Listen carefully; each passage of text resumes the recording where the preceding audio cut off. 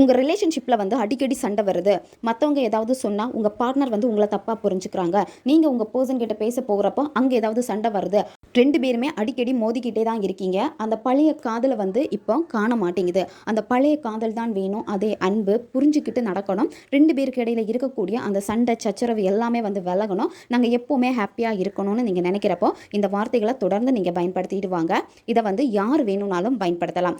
காலையில் தூங்கி எந்திரிச்ச உடனே இந்த வார்த்தைகளை நீங்கள் சொல்லணும். 51 வாட்டி நீங்கள் சொல்லணும். நைட்டு தூங்க போகிறதுக்கு முன்னாடி 51 வாட்டி நீங்கள் இந்த வார்த்தைகளை சொல்லணும். உங்கள் 2 பேருக்கு இடையில் இருக்கக்கூடிய அந்த இடைவெளி வந்து குறையும். அதாவது எப்போவுமே சண்டை போட்டுகிட்டே இருக்கீங்க, எப்போவுமே நெகட்டிவாக தான் பேசிக்கிட்டே இருக்கீங்க, அந்த அன்பு இருக்க மாட்டேங்குது, காதல் இருக்க மாட்டேங்குது, பாசமாக பேசவே மாட்டேங்கிறாங்க, இந்த மாதிரி பல பிரச்சனைகள் உங்கள் 2 பேருக்கு இடையில் இருக்குது அப்படின்னா அது எல்லாமே விலக ஆரம்பிக்கும்.